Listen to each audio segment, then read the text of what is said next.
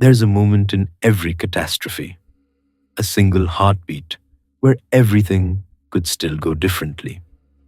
A door that hasn't yet closed, a word that hasn't yet been spoken.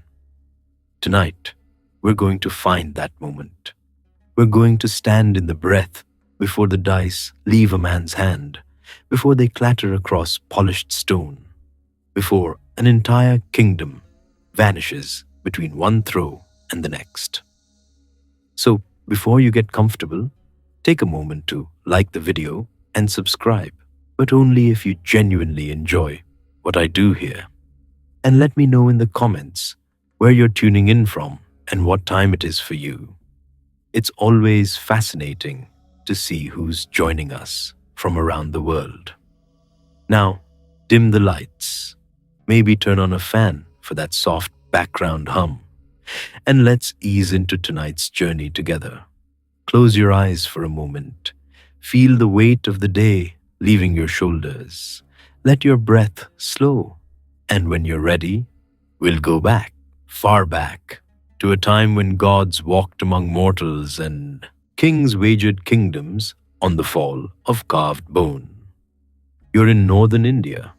The Gangetic Plain stretches around you, flat and golden under a summer sun that seems to press down with physical weight. The air tastes of dust and river water and something else, something you can't quite name. Anticipation, maybe, or dread. They smell remarkably similar. The year doesn't matter, not really. Time moves differently in stories like this one. What matters is that you're standing at the edge of Hastinapura, the city of elephants, and the walls before you rise higher than any you've seen. Mud brick and timber, yes, but also something more. Power has a way of seeping into architecture, and this city has been the seat of the Kuru dynasty for generations uncounted. Somewhere inside those walls, servants are preparing an assembly hall for a game. Just a game. That's what they've been told. A friendly contest between cousins, a chance to mend old wounds over dice and wine. The servants don't ask questions. They polish the crystal floors until they gleam like still water.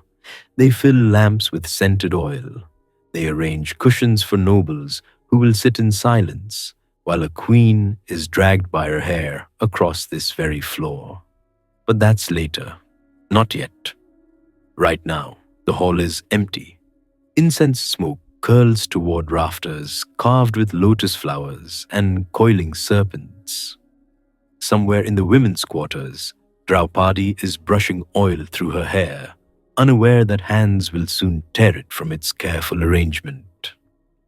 Somewhere in the training grounds, Bhima is lifting weights that would crush ordinary men, unaware that within days he'll be legally classified as property.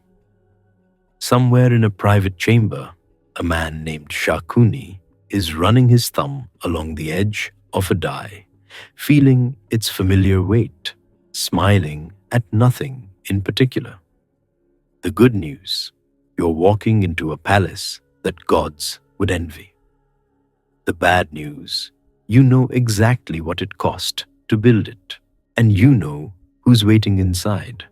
In that place where you understand what it means to watch good people make terrible choices while better people stand silent. This is the Sabha Parva, the book of the assembly hall, and the assembly we're concerned with isn't the one where gods gather in celestial splendor. It's far more intimate than that. It's a room full of men who know right from wrong, watching wrong triumph and choosing not to speak. You need to understand something before we begin. The Pandavas, the 5 brothers at the center of this story, have done everything right. They've survived assassination attempts as children, exile as young men, and the burning of a house meant to be their tomb. They've built a kingdom from wilderness. They've performed the Rajasuya sacrifice, establishing Yudhishthira as emperor over all kings. Their palace makes visiting monarchs weep with envy. And that's the problem. Envy, such a small word for such a consuming fire. Duryodhana, eldest of the Kaurava cousins, visited that palace. He walked through halls where water looked like stone and stone looked like water. He fell into a pool, fully clothed, while servants tried not to laugh. He gathered his wet robes and his wounded pride and carried them home like a man carrying hot coals against his chest. Now he wants revenge, not for any real injury, not for any actual wrong, for embarrassment, for the crime of his cousins being more prosperous than himself. His uncle Shakuni has a solution, not warfare. The Pandavas are too strong for that. Bhima alone could tear through their army like a monsoon through paper walls. No, Shakuni proposes something cleaner, a game of dice, friendly stakes, escalating wagers, and dice that have been carved from his father's bones, dice that roll exactly as he commands. This is the ancient equivalent of inviting someone to a card game where the deck is marked and the dealer is your enemy. The Pandavas know something is wrong. Yudhishthira feels it in his bones, a heaviness, a premonition. But a Kshatriya cannot refuse a challenge. To decline would be cowardice. To accept will be catastrophe. He accepts. And so tonight, we walk this road together. We'll enter that hall of polished crystal and hidden malice. We'll watch a righteous man convince himself that one more throw will prove the universe is fair. We'll see brothers become slaves and a queen become a wager. We'll witness elders of unimpeachable virtue sit in perfect silence while Dharma screams for someone, anyone, to speak. This isn't just a game. This is the hinge point of an age. The moment where the Mahabharata pivots from prosperity toward war, from palace to forest, from peace to the 18 days of slaughter that will empty the world of warriors. But the war is far away. Tonight, there are only dice, only a hall filling with nobles in silks and gold, only the soft sound of carved bones striking stone. Settle deeper into your pillow. Let your body grow heavy. The dust of Hastinapura is settling around us now, golden in the lamplight, ancient and patient. The story is beginning. The dice are waiting, and somewhere, a king is convincing himself that virtue always wins. The invitation arrives at Indraprastha on a morning like any other. Yudhishthira reads it twice. But we're getting ahead of ourselves. Before the invitation, before the journey, before the first dice ever touched stone, there was the building. Someone had to construct the trap. Someone had to lay every tile, hang every lamp, polish every deceptive surface until it gleamed with false welcome. Let's go there now, to Hastinapura, to the months before the game. The sound reaches you first. Hammers on wood, chisels on stone. The grunt of laborers hauling blocks of marble up scaffolding in the brutal summer heat. You're standing at the edge of a construction site in the heart of the Kaurava capital, watching something magnificent take shape. The new assembly hall rises like a fever dream against the morning sky. Duryodhana commissioned it personally. He told his father it was for receiving dignitaries, for hosting celebrations worthy of their dynasty. Dhritarashtra, blind and trusting, approved the expense without question. The treasury opened. The finest architects in the kingdom were summoned. But the real designer walks among the workers now, inspecting every detail with eyes that miss nothing. Shakuni of Gandhara, uncle to the Kauravas, keeper of bone dice and bitter grudges. You watch him pause before a section of flooring. The workers have laid sheets of crystal so pure, so perfectly transparent, that looking down feels like gazing into a pool of still water. Your mind insists there's nothing solid beneath your feet.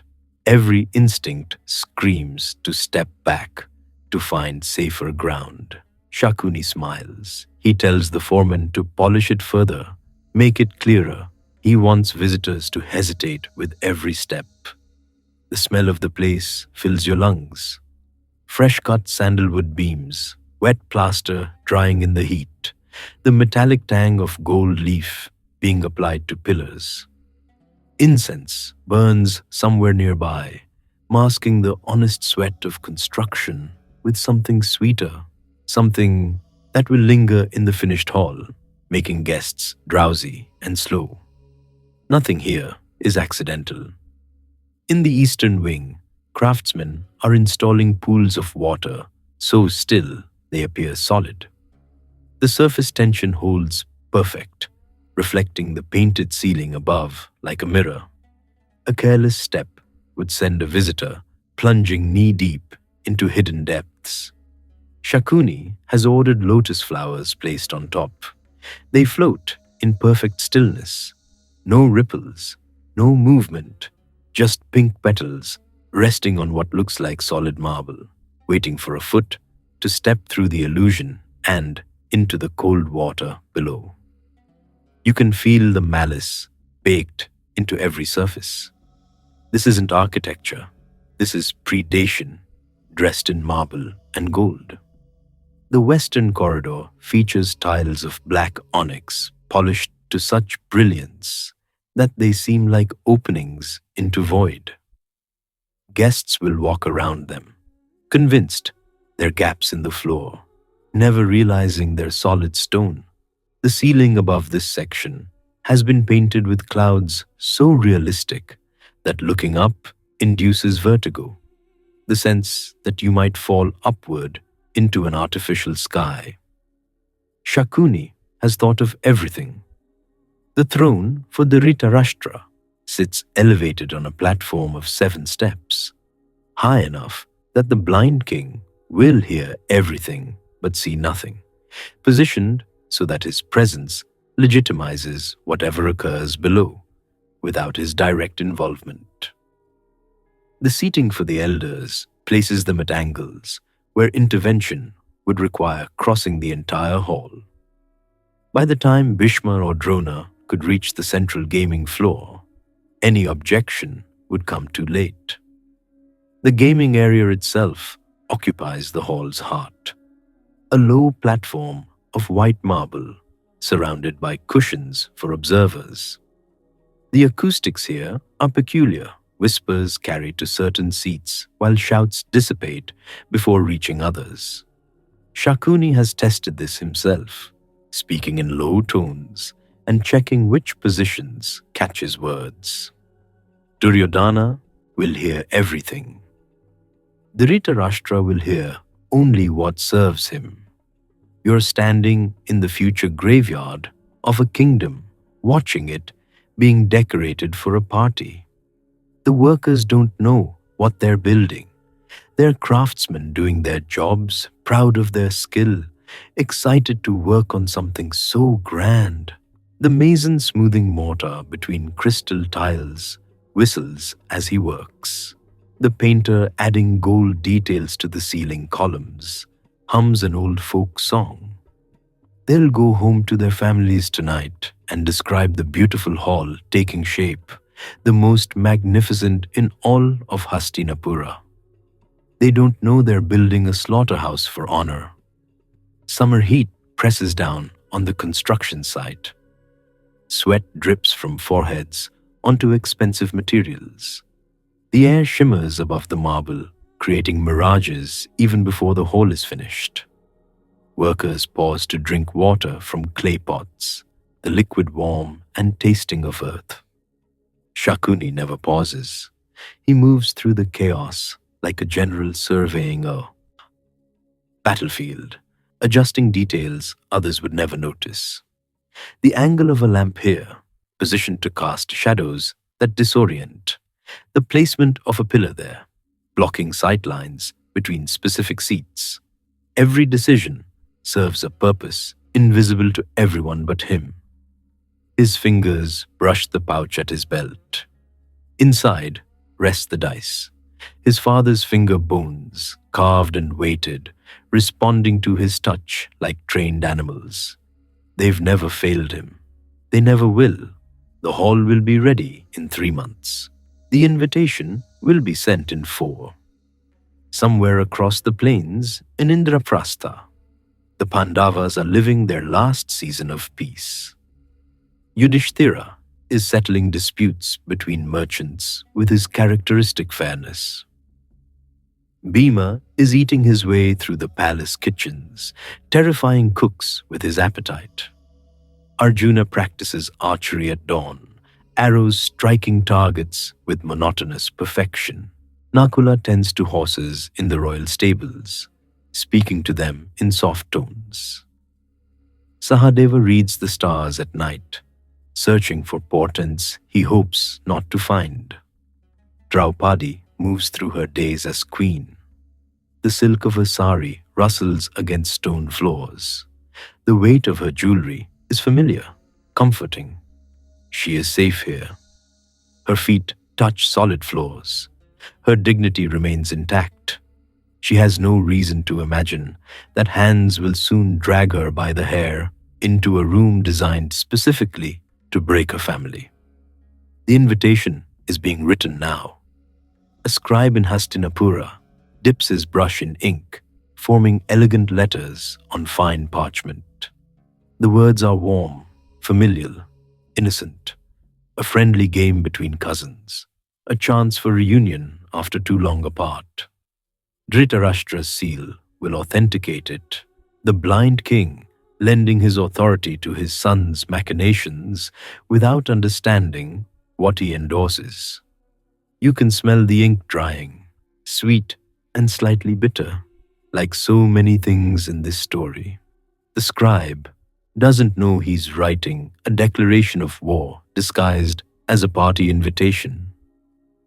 He's proud of his calligraphy, the way the letters flow. His hand is steady, his work beautiful. The parchment will travel across the kingdom in a messenger's satchel, protected from dust and rain, treated with the respect due to royal correspondence. It will arrive at Indraprastha on a morning like any other. Yudhishthira will read it twice. His stomach will tighten with premonition. His dharma will scream at him to refuse. But the words will be so reasonable, so innocent, so impossible to reject without appearing cowardly. A friendly game, just dice. What could possibly go wrong? The hall is nearly finished now. Workers are removing scaffolding, sweeping construction debris, adding final touches. Lamps are lit for the first time, their flames reflecting off crystal floors and golden pillars until the entire space seems to glow from within. The illusions work perfectly. Even the builders who created them find themselves hesitating at solid ground, stepping carefully around floors that could swallow them. Shakuni walks the completed space alone after the workers have gone home. His footsteps echo in the empty hall. He knows every trap, every trick, every angle of deception. He pauses at the gaming platform and kneels, placing his palm flat against the cool marble. Soon, the dice in his pouch seem to hum with anticipation. Or perhaps that's just his imagination. Perhaps Boons don't remember the hands they once belonged to, the man who was his father, the kingdom that was destroyed, the vengeance that has shaped every moment of his life since. Perhaps, but probably not. Outside, the summer stars wheel overhead. The same stars shine on Indraprastha, where a family sleeps peacefully in a palace of honest construction, where floors are floors and water is water and nothing is designed to deceive. They won't sleep peacefully much longer. The invitation is sealed now, waiting for morning. The hall stands ready, beautiful and patient. The trap is set. All that remains is for the prey to walk willingly into its jaws. And they will, because honor demands it, because a kshatriya cannot refuse a challenge, because Yudhishthira still believes, despite everything, that righteousness prevails. The dice are waiting. The gates of Hastinapura open, the Pandavas enter, and in a private chamber, Shakuni is already warming the dice in his palms. But we're not there yet. We're 3 days back on a road that stretches through the heart of summer, watching a royal procession move toward its doom. The heat is the first thing you notice. It presses down like a physical weight, turning the air thick and slow. Dust rises from the road in pale clouds, coating everything. The horses' flanks, the elephant howdahs, the silk banners that hang limp in the windless afternoon. You can taste it on your tongue, gritty and warm, the flavor of a journey no one wanted to make. The Pandava procession stretches for nearly a mile. Elephants lumber at the front, their mahouts squinting against the glare. Cavalry flanks the royal palanquins. Servants carry supplies. Musicians carry instruments they're too hot to play. And somewhere in the middle of it all, 5 brothers ride in silence. You're with them now. Feel the leather reins slick with sweat in your palms. Hear the creak of saddles, the rhythmic thud of hooves on packed earth. Watch the shimmer of heat rising from the road ahead, making the horizon dance and blur. No one is talking. That's the strange part. 5 brothers who grew up finishing each other's sentences, who fought demons together, who built a kingdom from burned forest. And now they ride like strangers, sharing a road by accident. It's the longest family road trip in history, and no one is allowed to ask, "Are we there yet?" because everyone is terrified of the destination. Yudhishthira leads, as always. His white mare picks her way carefully through the ruts, and he sits perfectly straight, the posture of a king even when no one is watching. But something is wrong.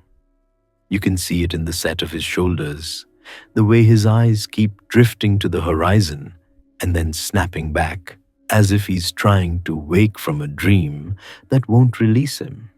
He knows, somewhere beneath the rationalizations, beneath the obligations of honor and the demands of protocol, he knows this journey ends badly. The invitation had arrived at dawn 3 days ago, a royal summons to Hastinapura, phrased with elaborate courtesy. King Dhritarashtra wished to host his beloved nephews. A friendly game of dice had been arranged. Nothing serious, just an evening's entertainment among family. Yudhishthira had read it twice, then set it down with hands that trembled slightly. A friendly game, as if anything between these families had been friendly in 20 years, as if Duryodhana had ever looked at his cousins with anything but murder in his heart, as if Shakuni's reputation with dice wasn't whispered about in every court from here to the southern seas. But what could he do? A kshatriya cannot refuse a challenge. It's written into the code that shapes their lives, carved into their bones from childhood. To decline would be cowardice. To decline would be to admit fear. To decline would give Duryodhana exactly what he wants, proof that the Pandavas are lesser men, unworthy of the kingdom they've built. So Yudhishthira accepted. He told himself it was just one evening. He told himself that righteousness protects those who uphold it. He told himself that the universe rewards virtue and punishes wickedness, that dharma cannot lose to adharma, that somehow, despite everything, the right side always wins. He's still telling himself these things. You can almost hear the words cycling through his mind, a prayer and a plea disguised as philosophy. Behind him, Bhima rides in silence that feels like a held breath. His jaw is clenched so tight, the muscles stand out like cords. His massive hands grip the reins with unnecessary force, and his horse, the largest in the procession, keeps tossing its head nervously, sensing the rage coiled in its rider. Bhima had argued against going. He'd pointed out every obvious trap, every historical betrayal, every reason to suspect treachery. His voice had risen until servants in distant rooms could hear him demanding to know why they should walk into a snake pit just because the snakes sent a polite invitation. Yudhishthira had listened.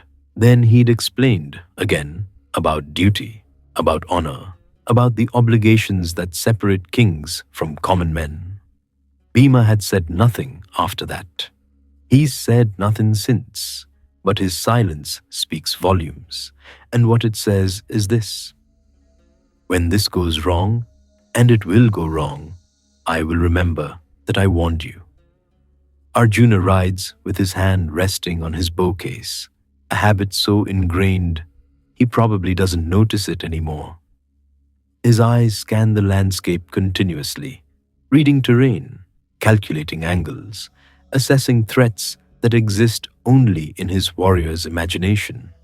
He's the greatest archer alive, capable of feats that make other men question the boundary between human and divine. None of that will help him where they're going. You can't shoot dice out of the air. You can't put an arrow through bad luck.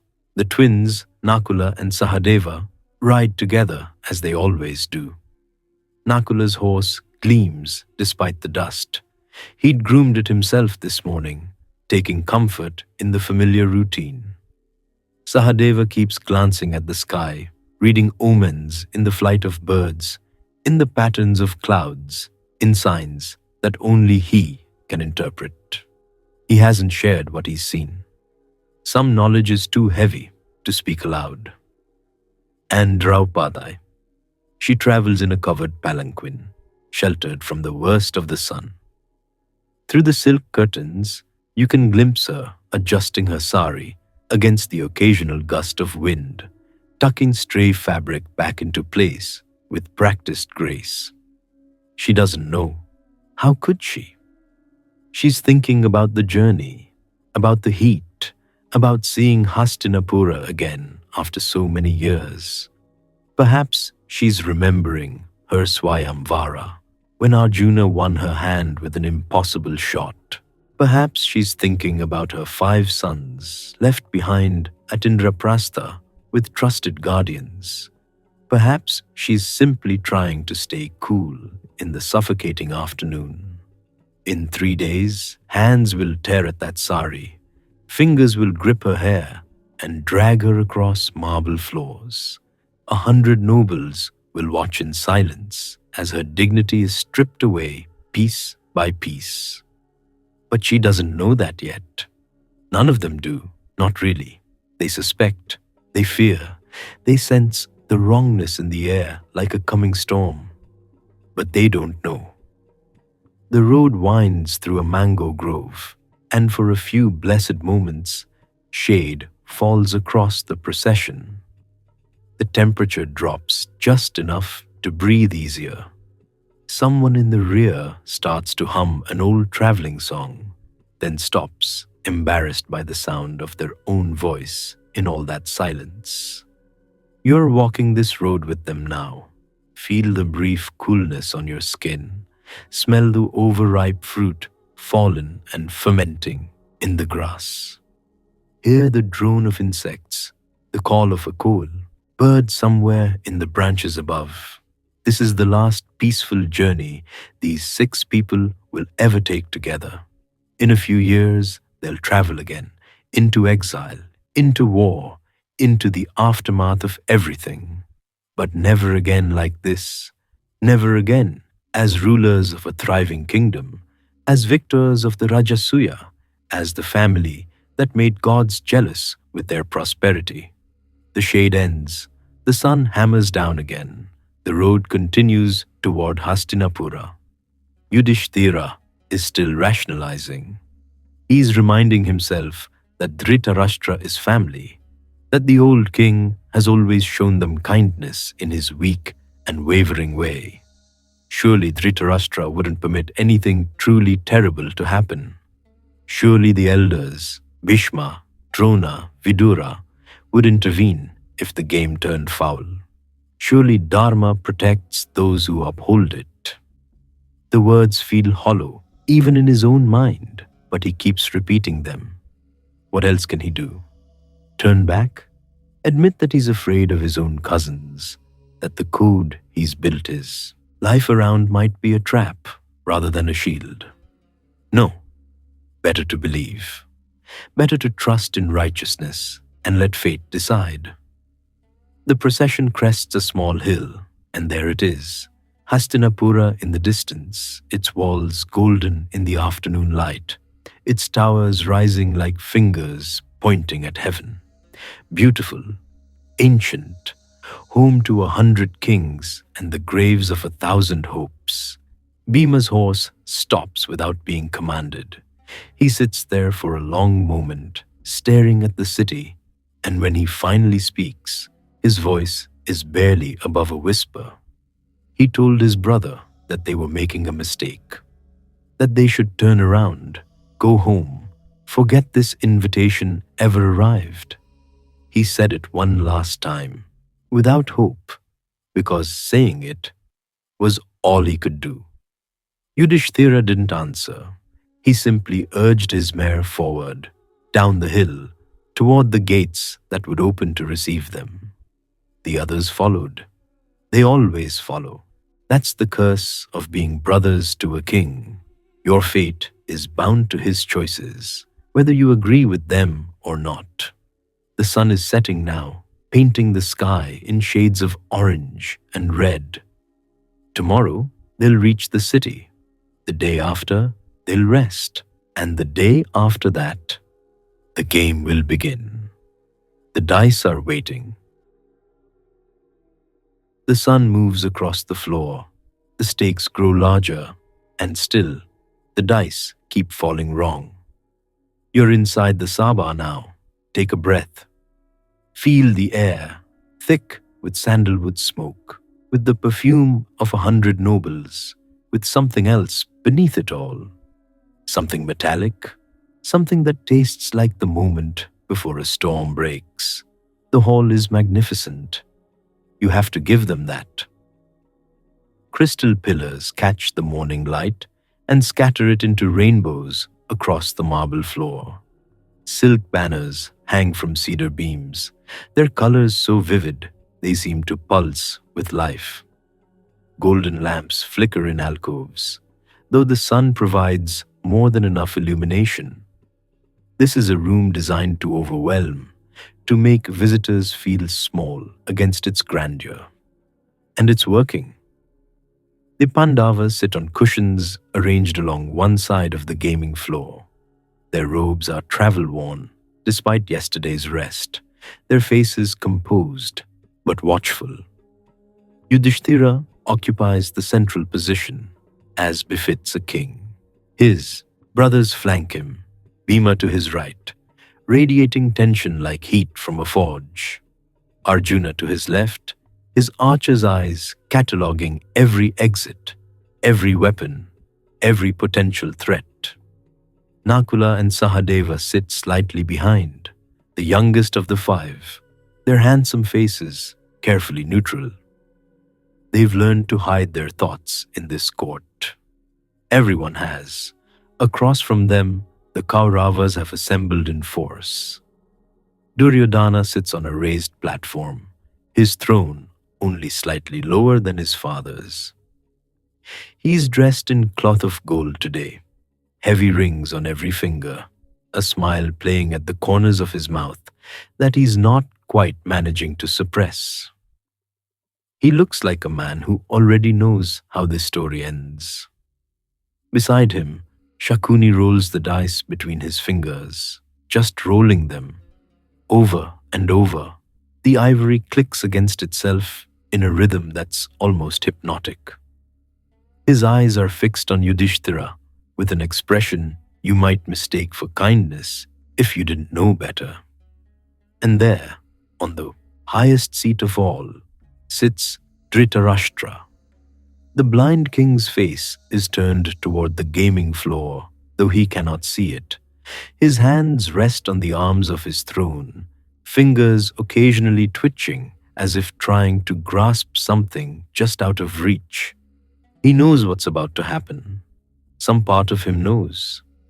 But knowing and stopping are different things. And Dhritarashtra has spent a lifetime choosing not to stop his son. Look at the elders now. This is important. Bhishma sits near the king, his white hair and beard lending him the appearance of a sage, though his shoulders are still those of a warrior. His jaw is tight. His eyes keep drifting toward Vidura, who stands in the shadows, near a pillar, arms crossed, face carved from stone. Drona is here too, the great teacher of both Pandavas and Kauravas. He stares at the floor as if the patterns in the marble are suddenly fascinating. Kripa beside him does the same. These are the men who could stop this. These are the pillars of Dharma in Hastinapura, the voices that kings are supposed to heed. And they're all looking anywhere except at what's about to happen. The game begins. Shakuni's voice rings out. Honey sweet, reasonable. He explains the rules. Simple enough, he says. Just a friendly wager between cousins. Nothing serious. They'll start small, build the excitement gradually. Surely the great Yudhishthira, known throughout the land for his wisdom, can see the spirit of friendly competition in which this game is offered. Yudhishthira nods. Of course, friendly competition. Nothing more. The first stake is almost insultingly minor. A handful of gold coins, the kind a merchant might carry for daily transactions. Shakuni gestures for Yudhishthira to throw first. The dice leave his hand. They tumble across the polished floor, their clicking somehow louder than it should be in this vast hall. They come to rest. Shakuni announces the count. Then he throws. His dice seem to hang in the air a moment longer than physics should allow. When they land, the numbers are perfect. Yudhishthira loses. It's nothing, a handful of coins. He almost laughs. See, this is fine. This is just a game. The universe hasn't ended because of one bad throw. He wagers again, a chest of jewels this time, sapphires from the southern mines, each one worth a village's annual tribute, the kind of wealth that would make lesser men weep to lose it. The dice fall. Shakuni's count is higher. Again, a string of pearls that belonged to Yudhishthira's mother. The dice fall. Wrong. Again, horses from the royal stable, bred for war, each one trained for 3 years before being deemed worthy of a king's army. The dice betray him. Again, again, again. You can see it happening now. The fever. It starts in his eyes, a brightness that wasn't there before. His hands, which were steady on the first throw, now tremble slightly as he picks up the dice. His voice, which was calm and measured, takes on an edge. This isn't greed. That's what you need to understand. Yudhishthira doesn't care about the gold, the jewels, the horses. He's not playing to win wealth. He's playing to prove something. Every throw that goes against him is an assault on everything he believes. Dharma protects the righteous. The universe rewards virtue and punishes vice. These aren't just ideas to Yudhishthira, they're the foundation of his entire existence. If he loses to Shakuni, if a cheater can triumph over a truthful man, then what does that say about the cosmic order? So he keeps throwing. Because the next role has to be different. Because righteousness has to prevail eventually. Because the alternative is unthinkable. The pile of winnings on Shakuni's side grows larger with each round. Servants bring chests to carry away the treasures Yudhishthira has lost. The Kaurava princes whisper among themselves, their laughter barely suppressed. Duryodhana's smile has become a permanent fixture on his face. And still, the dice keep falling wrong. Bhima's hands have curled into fists so tight, his knuckles have gone white. He's staring at Shakuni with an expression that promises violence. Later, if not now. Every instinct in his body is screaming at him to overturn the gaming board, to grab his brother by the shoulders and drag him out of this cursed hall. But he doesn't. He can't. Yudhishthira is the eldest. Yudhishthira is the king. And a younger brother does not contradict his elder before an assembly of nobles, no matter how badly that elder is destroying everything they've built. Arjuna's face has gone very still. He's calculating. He's always calculating, running through scenarios in his mind. If it comes to a fight, can they win? There are 5 of them against 100 Kauravas, but they're in the heart of enemy territory, surrounded by soldiers loyal to Dhritarashtra. Their weapons were left at the door. The odds are not good. Not that odds have ever stopped them before, but this isn't a battle. This is a game. And in games, Arjuna's bow is useless. The morning becomes afternoon. Servants light more lamps as the sun shifts. Food is brought, though few eat. The air grows thicker, hotter, the incense cloying now rather than pleasant. Yudhishthira has lost his treasury. The gold reserves accumulated over years of careful governance, gone in an afternoon.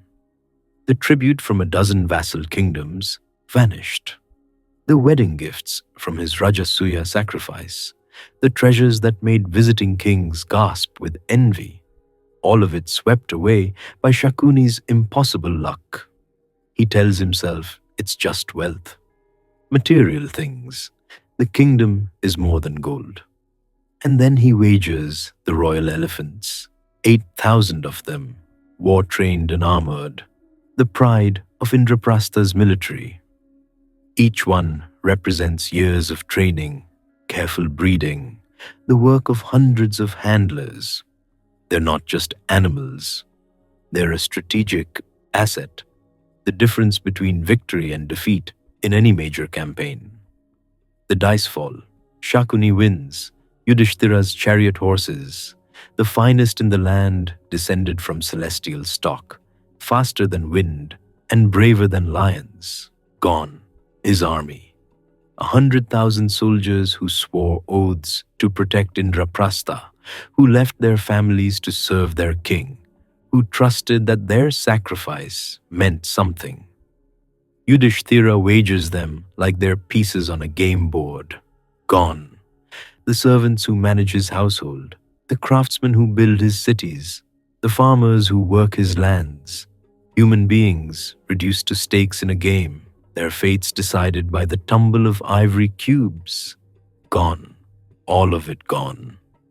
Vidura steps forward now. He can't stay silent any longer.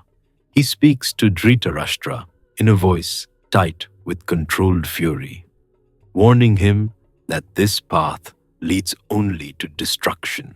He invokes ancient wisdom, speaks of jackals and lions, of poison seeds planted in fertile soil. He begs the king to stop this madness before it's too late. Dhritarashtra listens. His blind face turns toward his counselor, and for a moment, just a moment, something like doubt flickers across his features. Then Duryodhana speaks. His voice is smooth, reasonable, wounded. Is Vidura suggesting that the Kauravas are cheating? Is he accusing them of dishonor? Surely the wise counselor wouldn't make such claims without proof. Surely he respects the sacred traditions of hospitality that protect guests in Hastinapura. The moment passes. Dhritarashtra waves his hand. The game continues. You can feel it now, the weight of what's coming. The hall itself seems to sense it. The shadows in the corners grow deeper. The incense smoke curls in patterns that might be faces if you look too closely. The dice in Shakuni's hand gleam with an inner light that has nothing to do with the lamps. Yudhishthira reaches for the dice again. His hand is shaking now, visibly shaking, but his voice remains steady when he announces his next wager. More.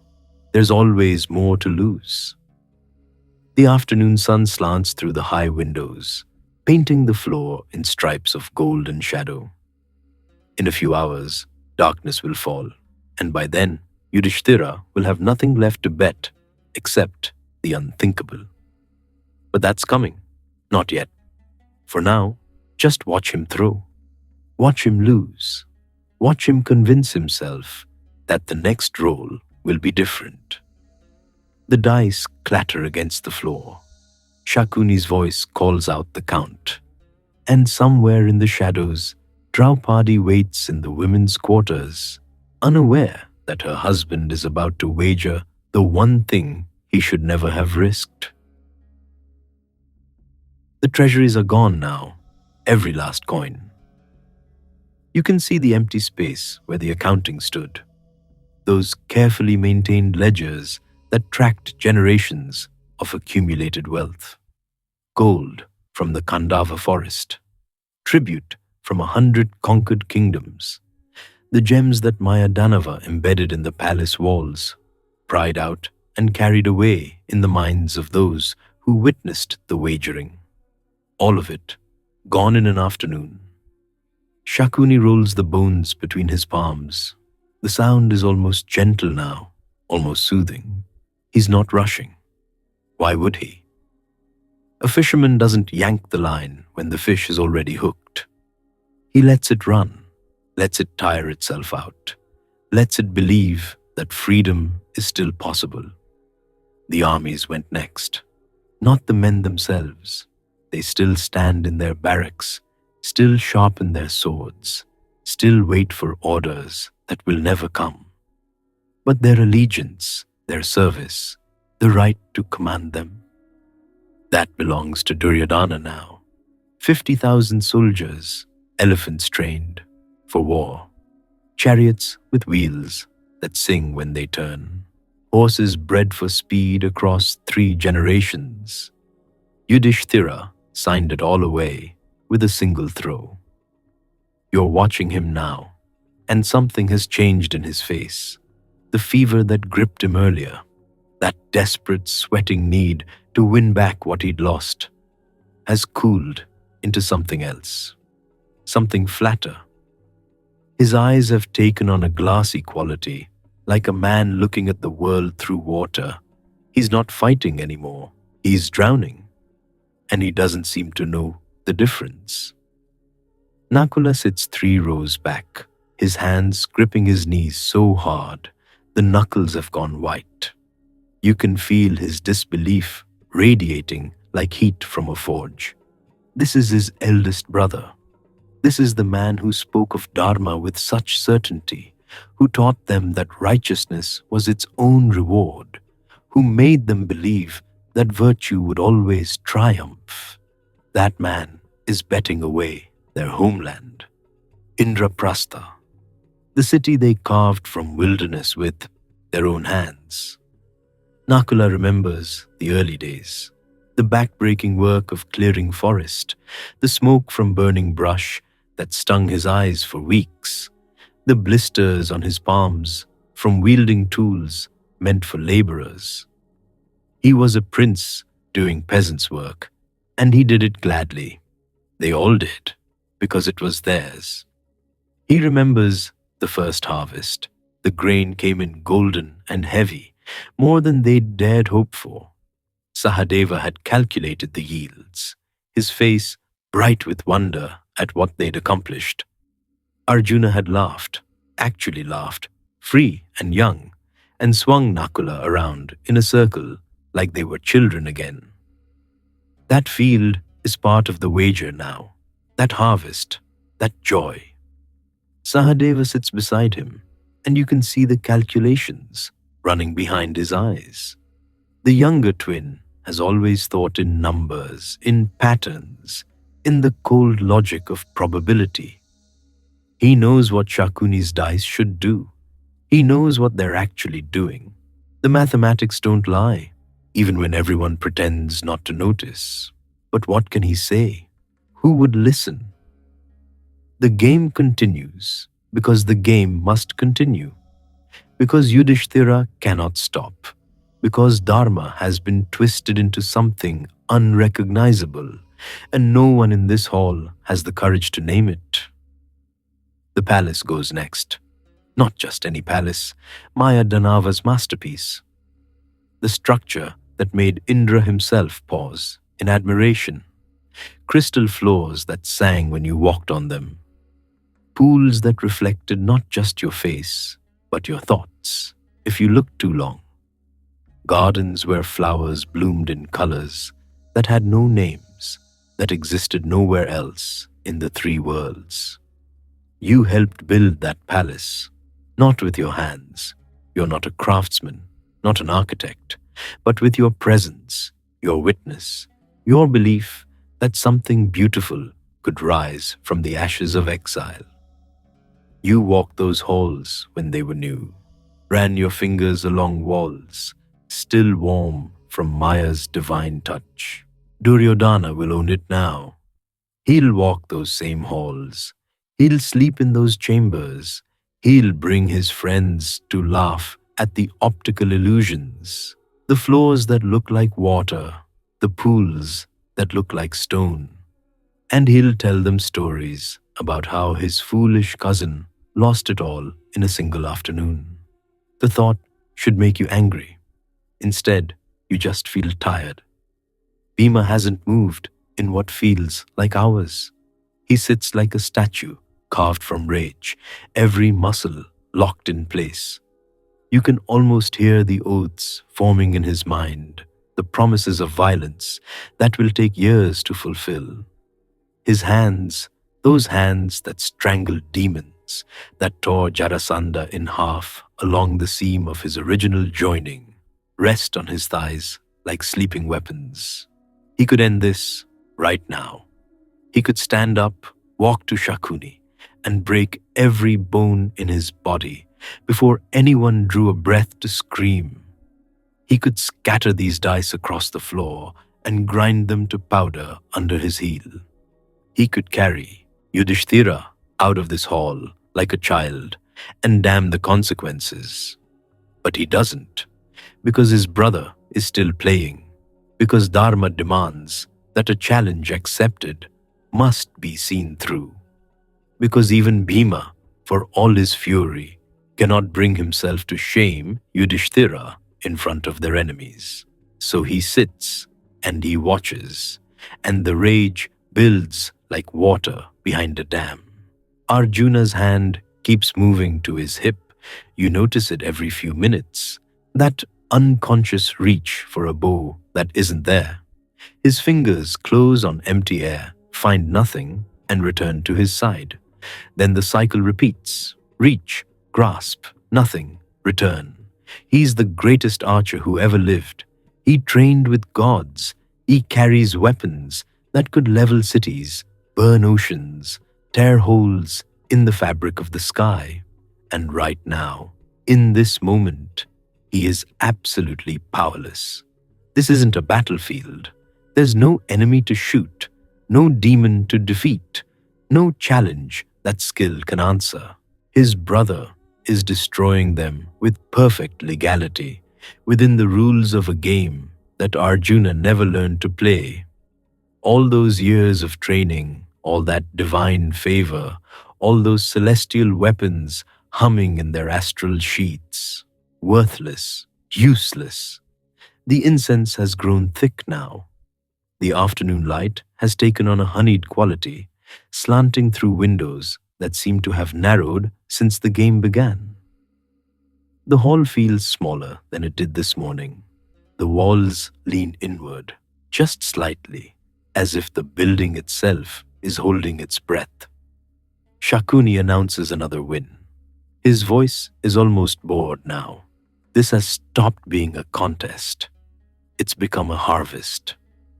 Yudhishthira reaches for the dice.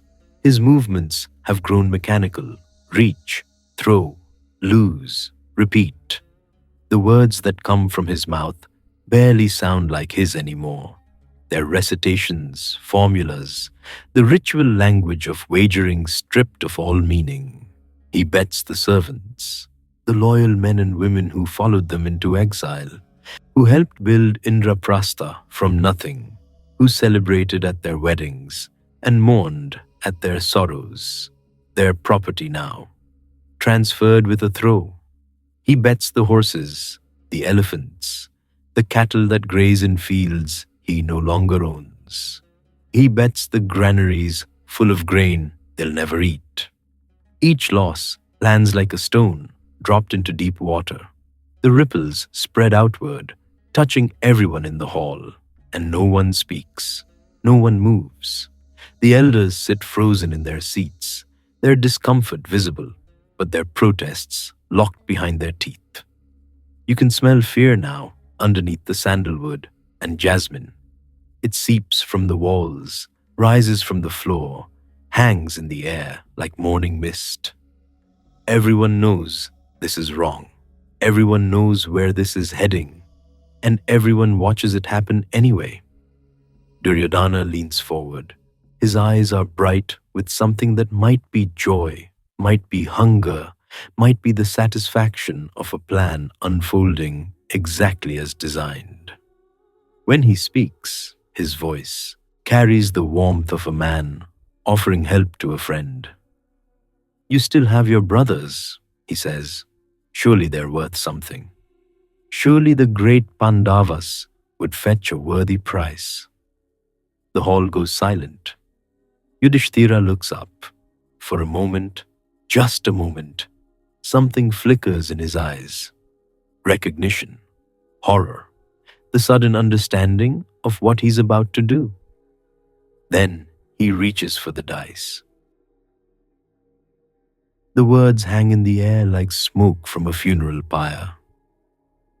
"Nakula first," Shakuni suggests, "the handsome one, the one who tends the horses with such skill. Surely he's worth a throw." You're standing beside Nakula now. You can feel the heat radiating from his skin, the slight tremor in his hands that he's fighting to control. He's 23 years old. He learned to ride before he could walk. He can gentle the wildest stallion with a touch, read the health of a horse from the way it holds its head. These are the things that make him who he is. In a moment, none of it will matter. Yudhishthira doesn't look at his brother, can't look at him. His hand reaches for the dice with the mechanical precision of a man in a dream. A man walking through motions his body remembers, even when his mind has fled. The ivory cubes feel warm against his palm. They've been rolling for hours now, absorbing the heat of hands and hopes and everything that's been lost. He throws. The dice tumble across the board. They catch the lamplight as they spin, casting tiny fractured shadows across the silk. They come to rest. Shakuni's voice announces the result. But you already knew. You knew before the dice stopped moving. You knew when Yudhishthira reached for them without meeting his brother's eyes. Nakula is no longer a prince of the Kuru dynasty. He's property, a possession, something to be owned. Watch his face. Nakula's face In the moment, he stops being a person. There's no dramatic reaction, no cry of rage or despair, just a slight tightening around the eyes, a barely perceptible stiffening of the spine. He's been trained since childhood to control his emotions, to present a calm exterior regardless of inner turmoil. That training holds now, even as his entire existence is reduced to something that can be wagered and lost. He looks at Yudhishthira, not with anger, that will come later, in the dark forest nights when there's time to feel. Right now, there's only a kind of bewildered sorrow, the expression of a child who trusted completely and has been completely betrayed. The scent of jasmine incense is cloying now, too sweet, mixing with the salt sweat of too many bodies in an enclosed space. Somewhere outside, you can hear temple bells marking the hour. Life continues, the world keeps turning, and inside this hall, men are being converted into objects. Sahadeva, Shakuni says, the astrologer, the one who reads the stars. Sahadeva knew this would happen. You realize it as you watch him stand there, hands clasped behind his back, gaze fixed on some middle distance. He's the youngest of the 5 brothers, the one who inherited their mother's gift for seeing what others cannot. He read the omens before they left Indraprastha. He saw the configuration of stars that spelled disaster. He said nothing. What could he have said? A Kshatriya cannot refuse a challenge. Yudhishthira would have come regardless. Knowing the outcome changes nothing when honor demands you walk into the trap anyway. The dice roll, the dice stop. Sahadeva becomes property. He doesn't flinch. He's been watching this moment approach for days, seeing it in dreams, in the patterns of birds in flight, in the way shadows fell across the road as they traveled. When something is inevitable, there's a strange peace in its arrival. The waiting is over. The worst has happened. Except it hasn't. The worst is still coming. Arjuna, Shakuni says, and something shifts in the hall. You feel it in your chest, a tightening, a held breath that spreads from person to person like ripples in still water. Arjuna. The name carries weight that the others didn't. Nakula and Sahadeva are princes, skilled in their arts. But Arjuna is something else entirely. He won Draupadi at her Swayamvara by stringing a bow no other man could lift. He burned the Khandava forest alongside Krishna himself. He received weapons from Indra, from Shiva, from gods who recognized in him something worth arming. His arrows have never missed. His name is spoken with reverence in kingdoms he's never visited. And now Yudhishthira is betting him like a horse. You're close enough to see Arjuna's jaw tighten. His right hand moves instinctively toward his hip, reaching for a bow that isn't there. No weapons in the assembly hall. That's the rule. He's been disarmed by courtesy, stripped of the one thing that makes him who he is. The dice roll. They sound different this time, heavier, like stones falling into a grave. Arjuna loses himself with the same quiet dignity he brings to everything. His eyes meet Duryodhana's for just a moment, not pleading, not threatening, just acknowledging. I see you. I see what you're doing. I will remember. Duryodhana looks away first. The air has changed in the hall, thicker somehow, harder to breathe. You can taste copper on your tongue, like blood, like fear, like the moment before a storm breaks. Bhima, Shakuni says. The name falls into silence, so complete you can hear the oil lamps guttering. Bhima stands in the corner of the hall, where he's been standing since the game began. He hasn't moved, hasn't spoken. His massive arms are crossed over his chest, and his breathing is slow and deliberate, the controlled respiration of a man using every technique he knows to keep himself from killing everyone in sight. He could do it. You understand this with sudden clarity. Bhima could end this game right now. He could cross the distance to Shakuni in 3 strides, crush his skull before anyone reacted, tear Duryodhana apart with his bare hands. The guards couldn't stop him. The assembled kings couldn't stop him. He is the son of the wind god, and his strength has no ceiling. He doesn't move. Because Yudhishthira told him not to. Because Dharma demands restraint. Because a Kshatriya doesn't break the rules of a game, even when the game is rigged, even when the game is destroying everything he loves. The dice roll. Bhima becomes property.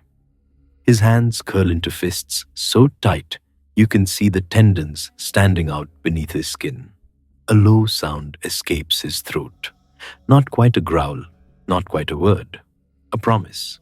A vow taking shape in the furnace of his rage. Shakuni sets down the dice. There is nothing left, he observes. His tone carries the mild disappointment of a man reaching the end of an excellent meal. No treasures, no armies, no kingdom, no brothers. What else could the great Yudhishthira possibly wager? The silence stretches like a held breath. Yudhishthira looks down at his hands. They're trembling. You can see it from across the hall. His fingers move restlessly, touching nothing, seeking something that isn't there. He knows what he has to do. He's known since the first throw, maybe since before. The fever that gripped him hasn't broken. It's evolved into something else, a desperate certainty that the next throw will be different, that righteousness must eventually prevail, that the universe cannot possibly allow this injustice to stand. He lifts his head. I wager myself, he says. The words drop into the hall like stones into deep water. You watch Yudhishthira's face as he says them. There's no hesitation, no visible grief, just the strange calm of a man who has passed beyond fear into whatever lies on the other side. The dice roll one final time, and between one heartbeat and the next, a king becomes a slave. The transformation is invisible, but absolute. Nothing changes in the room. The lamps still flicker, the incense still burns, the assembled nobles still sit in their frozen silence. But everything has changed. The man who ruled Indraprastha, who performed the Rajasuya sacrifice, who was acknowledged as emperor by kings across the 4 directions, that man no longer exists. In his place stands property, a thing to be owned, a prize to be claimed. Duryodhana is laughing now. The sound fills the hall, bouncing off the crystal floors and painted ceilings, echoing in spaces that should swallow it. His cousins are slaves. His rivals are broken. Everything he ever wanted has been delivered to him through a game of dice. But Shakuni isn't finished. There is still, he says softly, the queen. The hall has witnessed many things today. Wealth changing hands, a kingdom dissolving like salt in water, 4 princes becoming property in the space of heartbeats. But what happens next will haunt this assembly until every person in it is dead, and their children are dead, and their children's children have turned to dust. Duryodhana turns to his brother. Go fetch our slave, he says. Bring the Pandava queen to her masters. Dushasana rises from his seat with the eagerness of a dog given permission to hunt. You can smell the wine on him from across the hall, that sour sweetness mixing with his sweat, with the incense, with the fear that's been building in this room for hours. He doesn't walk toward the women's quarters. He runs. You're with Draupadi when the door crashes open. She's in the inner chambers, the part of the palace where women retreat during their monthly cycle. The space smells of sandalwood and privacy. She wears a single garment, the simple cloth appropriate to, this time, her hair unbound, her body in that sacred state when tradition says even a husband should not approach. Dushasana doesn't pause at the threshold. Your husband has lost you in a game of dice, he announces. You belong to the Kauravas now. Come. She doesn't move. Her voice, when it comes, is steady as temple bells. She tells him she cannot come to the assembly in this state. She asks him to wait.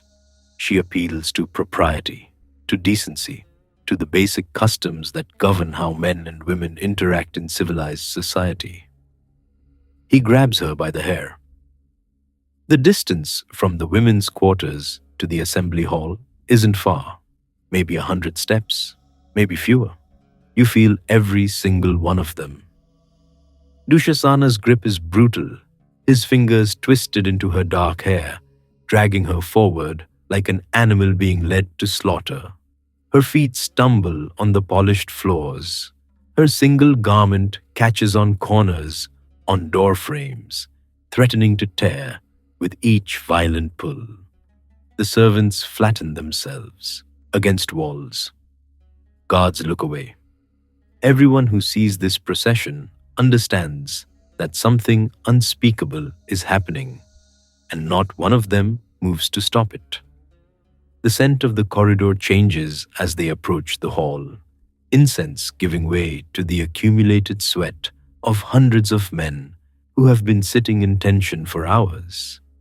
You can hear the murmur of voices, the shuffling of bodies, the sounds of an assembly that has witnessed impossible things and cannot quite believe what it has seen.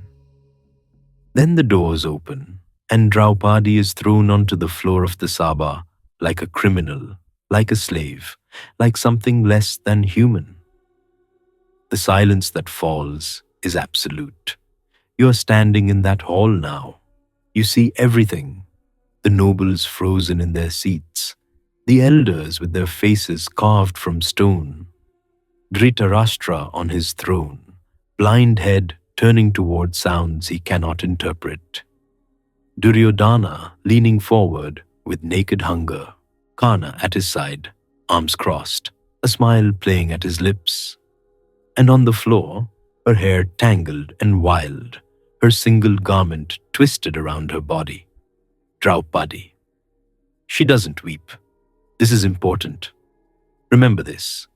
A woman has been dragged by her hair before hundreds of men in the most humiliating circumstances imaginable, during her monthly time, barely clothed, treated like livestock, and she does not weep.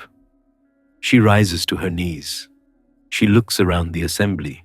She takes in every face, every averted gaze, every elder who should be protecting her and isn't. And then she asks a question. Her voice carries to every corner of the hall. She asks whether Yudhishthira lost himself first, or whether he wagered her first. Because if he had already become a slave when he bet her, then he had no right to stake what wasn't his. A slave owns nothing, not property, not kingdom, not wife. A slave cannot wager anything because a slave has nothing to wager. The question hangs in the air like smoke that won't dissipate. You watch Bhishma's face, the grandsire, the patriarch who has guided this family through generations of crisis, whose wisdom is legendary, whose commitment to Dharma is supposed to be unshakable. His expression crumbles like a wall hit by a siege engine. His mouth opens, closes, opens again. He says that the course of Dharma is subtle. He says that he cannot answer her question with certainty. He says that the matter is complex. He says nothing useful at all. The smell of the hall has changed again. Fear, sweat, the sharp tang of men who know they are witnessing something that will damn them. The incense can't cover it anymore. Draupadi presses her question. She asks the assembly directly. All these kings, all these warriors, all these men who pride themselves on honor and courage. She asks them to judge whether she has been rightfully won or wrongfully enslaved. Drona studies the floor. Kripa examines his hands. The other nobles find sudden interest in the ceiling, the walls, anywhere but the woman kneeling before them. Only Vidura speaks. He reminds the assembly that Draupadi's question has merit. He argues that Yudhishthira, having lost himself, had no authority to stake her. He points out that Shakuni himself urged the bet, which taints the entire proceeding. Duryodhana tells him to be silent. Then something unexpected happens. Vikarna rises. He's the youngest of Dhritarashtra's sons who matters. Not a great warrior, not a schemer, just a young man who has been watching this nightmare unfold and cannot stay silent any longer. His voice shakes, but he speaks anyway. He argues that Draupadi was not validly won. He lists the reasons. Yudhishthira was intoxicated by the gambling fever when he staked her. She belongs to all 5 brothers, not just Yudhishthira alone. He had already lost himself and therefore had no right to wager anything, and Shakuni himself proposed the bet, which should invalidate it. The assembly applauds. You feel the shift in the room, hope flickering to life in a space that had become hopeless. Someone has finally spoken truth. Someone has finally said what everyone knows but no one will admit. Vikarna is one of them, a Kaurava, Duryodhana's own brother, and he's taking the Pandavas' side. Karna destroys the moment. He rises with contempt radiating from every line of his body. He calls Vikarna a foolish boy who doesn't understand the ways of men. He declares that Yudhishthira staked everything knowingly and lost everything fairly. Then he turns his venom on Draupadi herself. He calls her unchaste. He sneers that a woman with 5 husbands is no better than a common prostitute. He says that bringing such a woman into the assembly barely clothed is no crime at all. She has already abandoned modesty by her very nature. Strip them, he commands. Take the robes from the Pandavas and the garment from their wife. They are slaves now. Slaves own nothing. Let them stand before this assembly as they truly are. The Pandavas remove their upper garments and throw them to the ground. They have no choice. They are property. But Dushasana moves toward Draupadi. You are close enough to see his face now, the wine flush, the excitement, the terrible anticipation of a man about to commit an act he's been fantasizing about since she was dragged into this hall. His hands reach for her garment, that single piece of cloth that stands between her and complete humiliation. Draupadi looks around the assembly one final time, the elders who taught her husbands, the warriors who fought beside them, the king who should be protecting her. No one moves. She closes her eyes. Her lips move in prayer. She calls out to Krishna, to Govinda, to Keshava, to the one who dwells in Dwaraka. She asks him to see her distress. She begs him to rescue her from this ocean of Kaurava cruelty. And she lets go. Not of hope, of everything else. She releases her grip on her own garment. She stops trying to hold it in place. She surrenders completely to divine protection or divine abandonment, whichever the universe has in store. Dushasana pulls. The cloth comes away in his hands, and beneath it, there is more cloth. He pulls again. Another garment appears, and another, Silk and cotton and fabric in colors that shouldn't exist. Blue like deep water, red like sunset, gold like temple flames. The pile beside him grows. His arms burn with the effort of pulling. Sweat pours down his face. The assembly watches in stunned silence. This is not possible. Everyone in the hall knows this is not possible. A single woman cannot be wearing hundreds of garments. The cloth cannot keep appearing from nowhere. The laws of the physical world do not permit what they are witnessing. But it keeps happening. The pile of fabric grows until it reaches Dushasana's waist, then his chest, then higher. He pulls and pulls and pulls, and the cloth keeps coming, endless as the ocean, infinite as divine mercy. Finally, his arms give out. He collapses beside a mountain of silk, gasping, exhausted, defeated by a miracle he cannot explain and will never understand. Draupadi remains covered, her modesty intact, her dignity preserved by something beyond human intervention.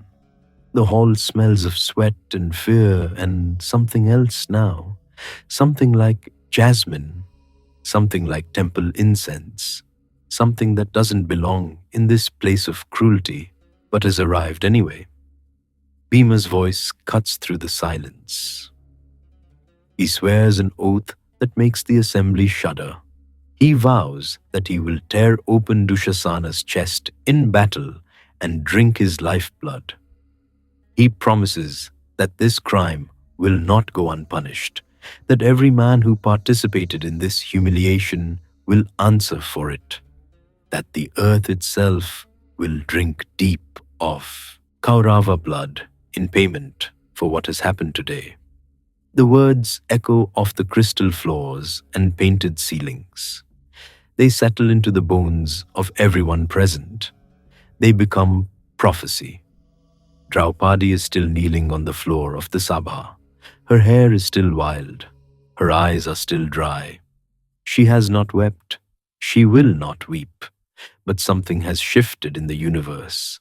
The assembly can feel it, a weight settling over everything, a certainty that what has happened in this hall cannot be undone, cannot be forgiven, cannot be balanced by anything less than the destruction of everyone involved.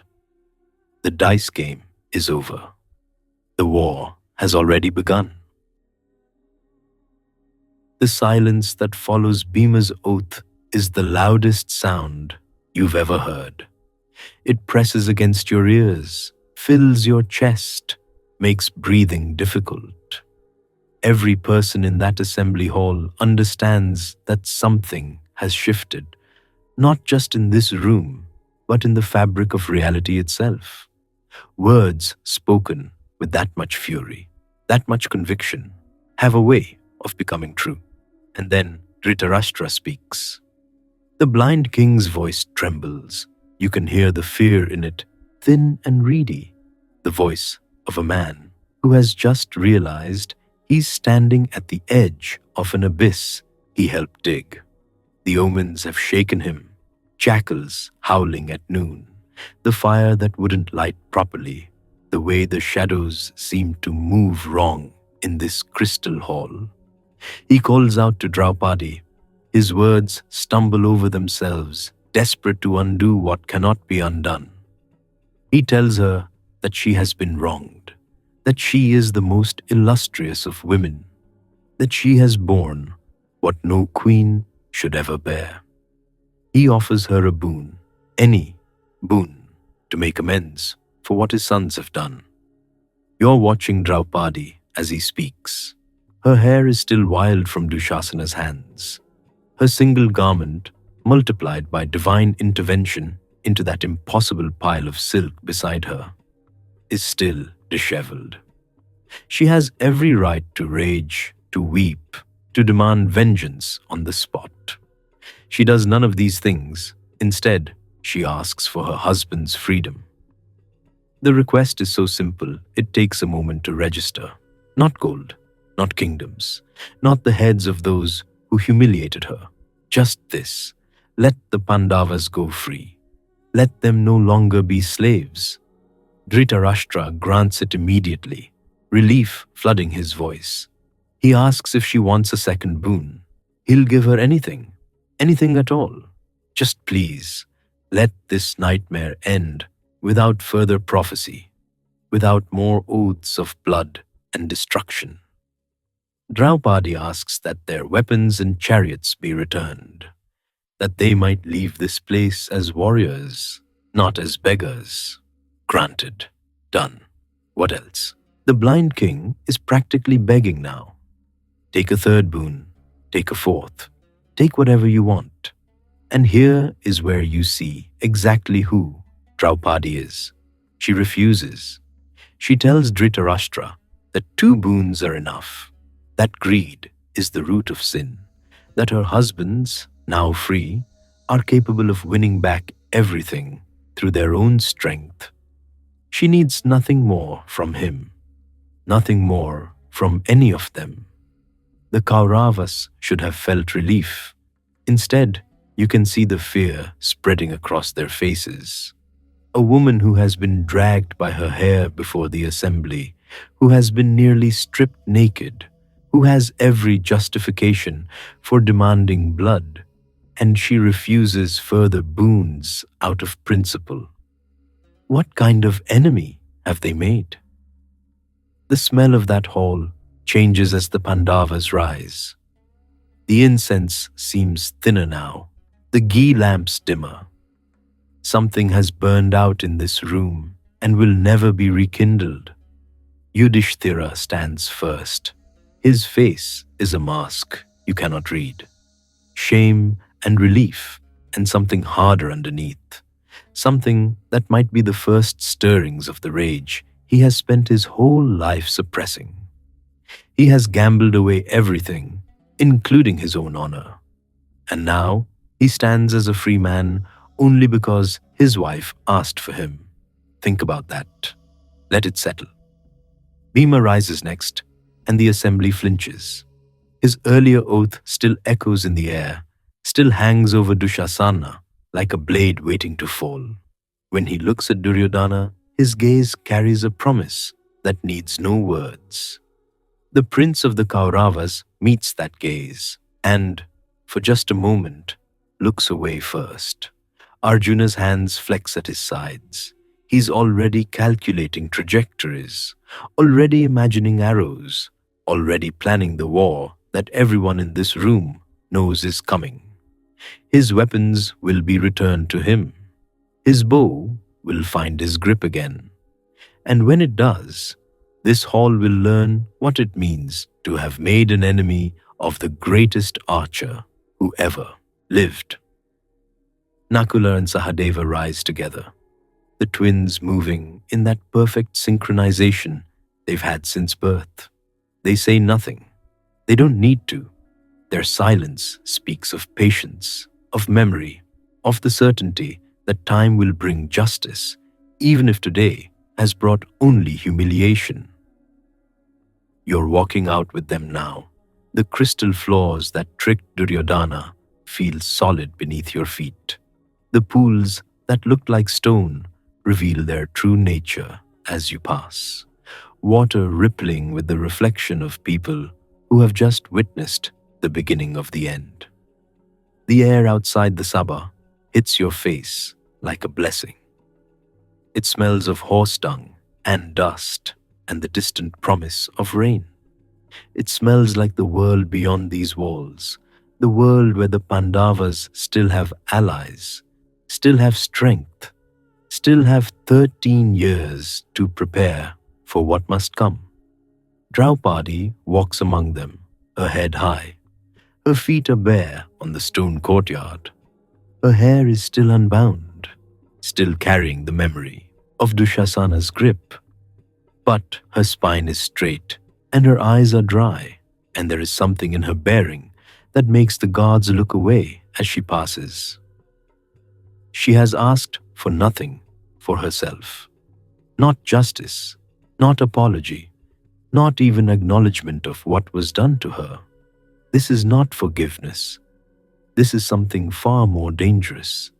This is a woman who knows that vengeance requires patience, that the universe keeps accounts, that every hand raised against her in that hall has signed its own death warrant, and time will collect what is owed. Bhima pauses at the threshold of the palace complex. He turns back toward the Sabha, toward the Kauravas, who are surely watching from the windows, and he raises his voice so that every ear in Hastinapura can hear. He reminds them of what he swore. He tells them that in battle, on the field of Kurukshetra, a name that means nothing yet but will soon mean everything, he will find Dushasana and make good on his promise. He will find Duryodhana and break his thighs, shattering the very limbs that bore him to his throne of stolen kingdoms. The words carry on the wind.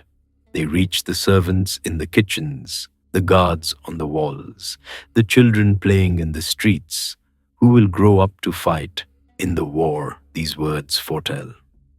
Arjuna adds his own vow, quieter but no less certain. He swears to end Karna, the warrior who called Draupadi a woman of loose morals, who urged Dushasana to strip her before the assembly. That debt will be paid in arrows. Even Sahadeva speaks, naming Shakuni as his particular target, the architect of this whole catastrophe. The uncle with his weighted dice and his patient malice will answer to the youngest Pandava when the time comes. The gates of Hastinapura close behind them. You're standing in the road now, dust rising around your ankles, the sun beginning its descent toward the western hills. The Pandavas' chariots await them, returned as Draupadi requested, their weapons gleaming in the afternoon light. Behind you, a city that should feel like home. Ahead of you, an uncertain road. The air tastes strange. There's freedom in it, yes. The relief of no longer being property, of no longer kneeling before men who see you as pieces in their game. But there's poison too. The knowledge that this isn't over, that the game will be played again, that the dice will fall one more time before the Pandavas can truly be free. Yudhishthira helps Draupadi into her chariot. His hands are gentle, careful, as if she might shatter at his touch. She doesn't look at him. She doesn't need to. They both know what has happened.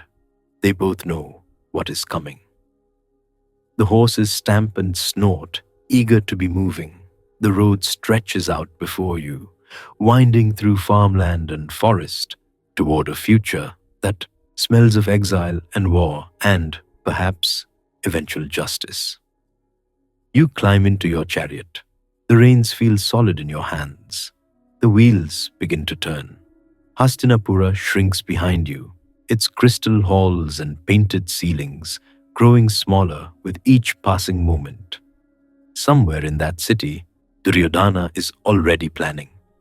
Somewhere, Shakuni is already reaching for his dice.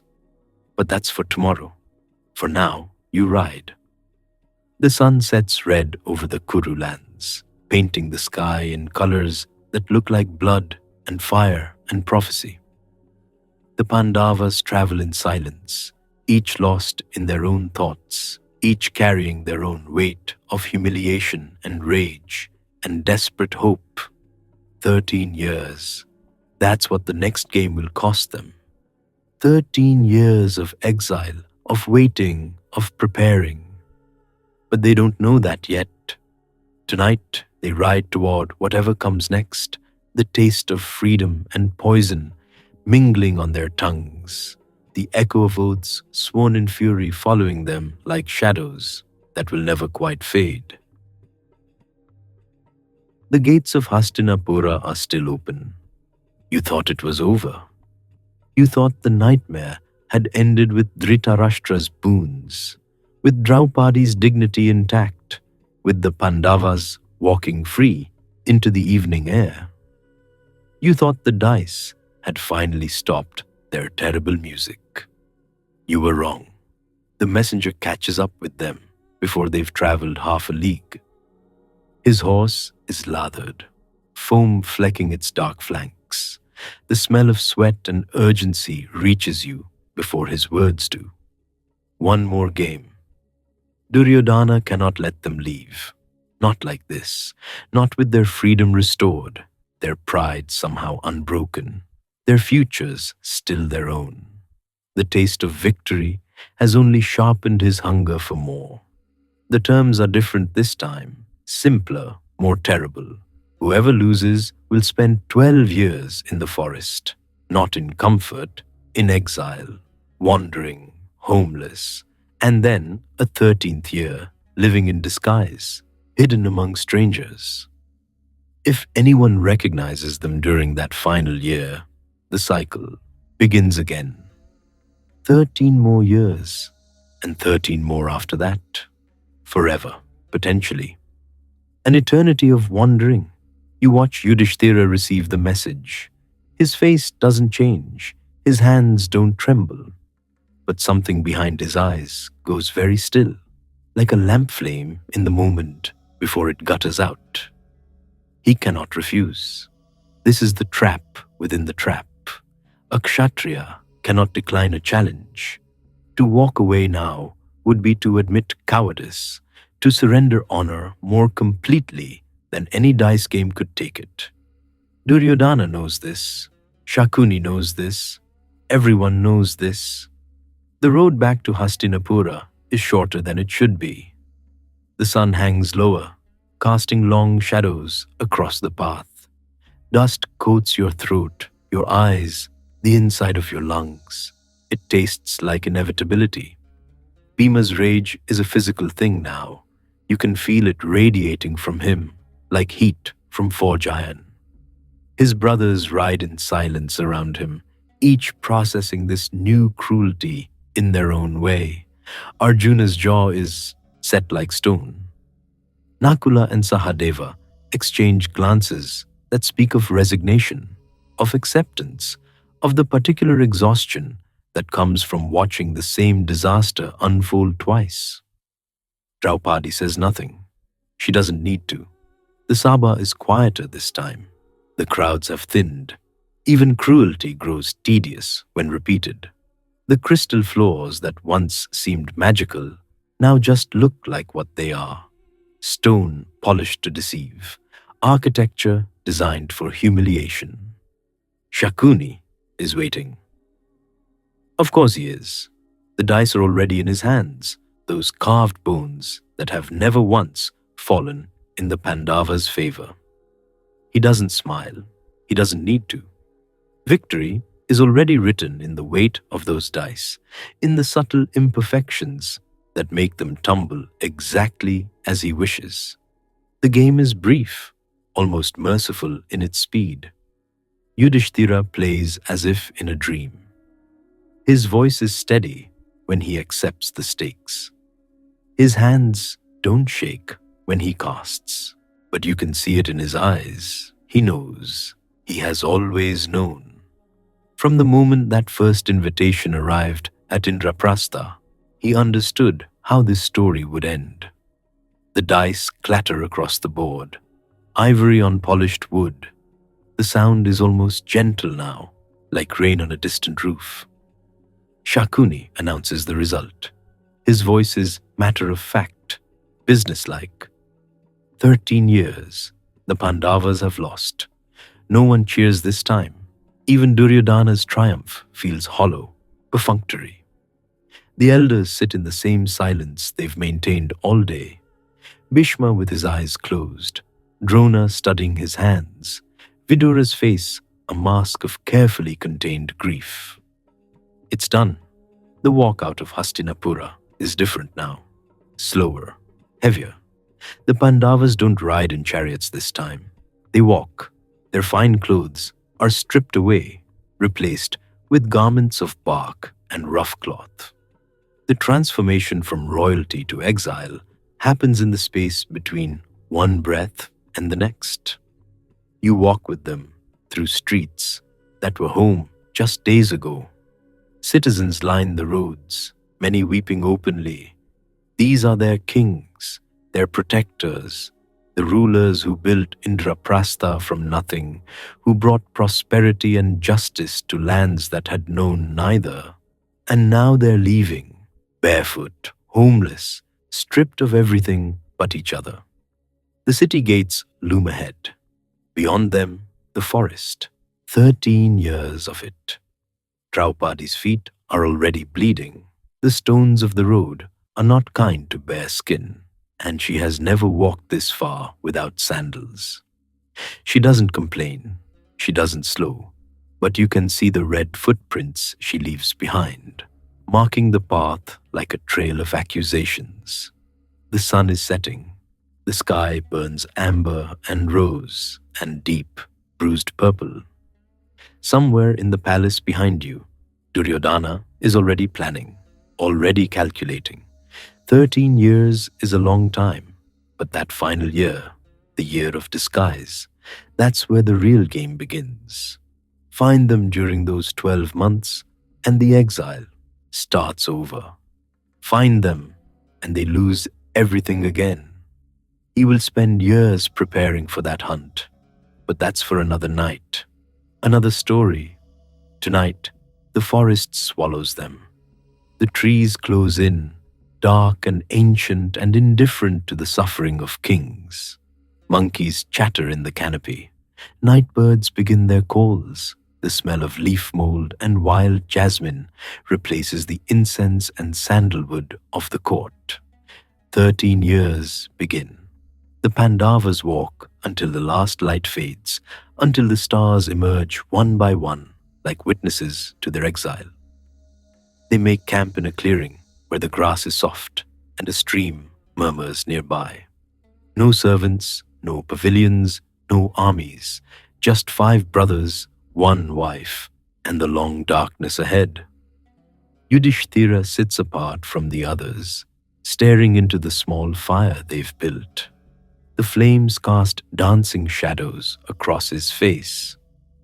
He looks older than he did this morning, older than he did an hour ago. The weight of what he's lost, what he's cost them all, settles onto his shoulders like a cloak made of stone. No one speaks. There's nothing left to say. Somewhere behind them, Hastinapura glitters in the darkness. Somewhere, Duryodhana raises a cup in celebration. Somewhere, the dice lie quiet in Shakuni's pouch, their work complete. But here, in this clearing, there is only the crackle of fire and the breathing of the forest and the first tentative sounds of sleep. 13 years. It will feel like forever. It will pass like a dream. And when it ends, when that 13th year finally comes, there will be a reckoning. A war that shakes the foundations of the earth. A battle that claims almost everyone you've met in this story. But not tonight. Tonight, you rest. The forest holds you. The stars wheel overhead in their ancient patterns. And you can let go now. So, we leave them there, walking into the shadows of the forest, stripped of silk and gold, with 13 years of silence stretching out before them. But before we let the forest take them, before we settle into the quiet of the camp, we need to ask, what just happened? Because what we witnessed in that assembly hall wasn't just a game of chance, and it wasn't just a story about a king with a gambling problem. If it were that simple, this story wouldn't have survived for 3,000 years. The ancient storytellers were doing something much deeper here. They were holding up a mirror to human nature, showing us how quickly the ground can crumble beneath our feet, and asking us what we hold on to when it does. The first thing they wanted you to see is the trap of being right. Think about Yudhishthira. He's the son of Dharma, the god of righteousness. He's the most virtuous man alive. And yet, he's the one who burns the kingdom down. Why? Because he confused following the rules with doing the right thing. The storytellers are teaching us something profound about dharma. We often translate dharma as duty or law, but here we see its shadow side. Yudhishthira believed his duty was to accept the challenge, to honor the code of the kshatriya, to never say no. He held onto the letter of the law so tightly that he strangled the spirit of it. He forgot that the highest dharma isn't about following a rule book, it's about protecting those entrusted to your care. It's a warning, a gentle, terrifying warning that being technically correct can sometimes lead to being morally catastrophic. The storytellers wanted you to understand that virtue isn't a rigid stick. It has to be a living thing, capable of bending, or it breaks everything around it. And then there is the silence. The most haunting part of the dice game isn't Shakuni's cheating or Duryodhana's cruelty. We expect that from them. It's the silence of the elders. Bhishma, Drona, Kripa, the men who knew better, the men who represented wisdom and power. They sat on their thrones and watched a queen be dragged by her hair, and they said nothing. This is a lesson on karma that goes deeper than good deeds get rewards. The rishis, the sages who preserved this epic, wanted you to see that karma is collective. The silence of good men creates a debt that the whole world eventually has to pay. When Bhishma stayed silent, he wasn't just being passive. He was actively weaving the threads of the war that would eventually kill him. He was trading his moral authority for political stability. And the story tells us clearly, that is a trade you always lose. But amidst all that failure, there is the one thing that held, Draupadi. When human help failed, when her husbands couldn't protect her, when the elders wouldn't protect her, when the king refused to protect her, she did something that changed the universe. She let go. Did you notice the moment the miracle happened? It wasn't when she was arguing. It wasn't when she was reasoning. It was when she stopped trying to hold on to her own garment with one hand while praying with the other. It was when she threw both hands up and surrendered completely. In the tradition, this is called prapati, total surrender. It's the understanding that when you're truly powerless, when the world has cornered you completely, there is a strength beyond your own that takes over. The endless sari wasn't just a magic trick. It was a physical manifestation of grace. It was the universe answering the one person in that hall who was completely honest. The storytellers wanted you to know that dignity isn't something other people give you. It's something that cannot be taken away, even when everything else is stripped bare. And finally, there is the exile itself. It feels like a tragedy, doesn't it? Losing the palace, the comfort, the status. But if you look closer, you can see what the storytellers are really doing. They are stripping the Pandavas of Maya, illusion. In Indraprastha, surrounded by crystal floors and golden walls, the Pandavas were powerful, but they were also vulnerable to pride. They were vulnerable to the kind of blindness that makes a man bet his own brothers. The dice game was a brutal surgery, but it cut away the rot. It took away the titles, the armies, the soft beds, everything that wasn't real. Now going into the forest, they are empty. And because they are empty, they can be filled.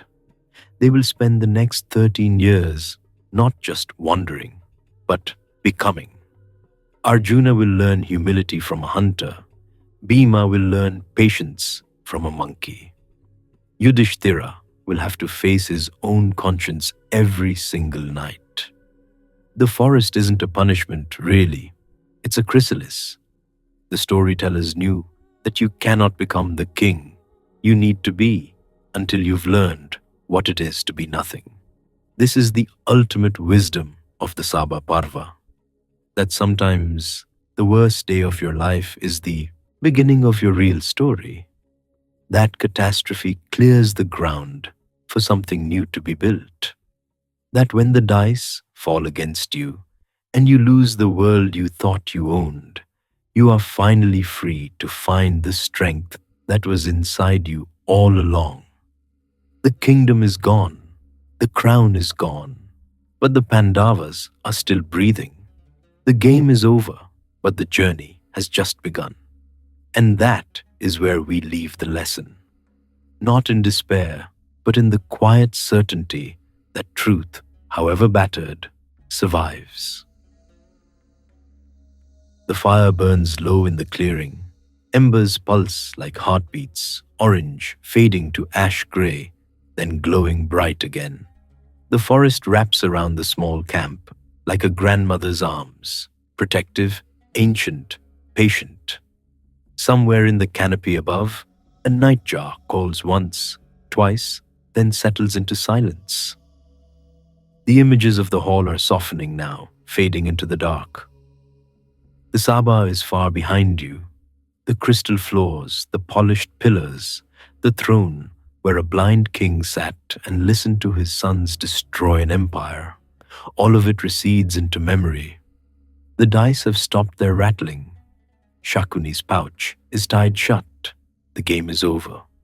What remains is this: 5 brothers breathing in the darkness, 1 woman whose dignity survived what her circumstances could not, and a future that stretches forward like a road through mountains. You cannot see the end of it from here. You don't need to. The grass beneath you is cool and slightly damp with evening dew. You can smell the earth, rich, dark, alive with the slow work of roots and insects and decay, becoming new growth. This is what the world smells like when you step outside the courts of kings.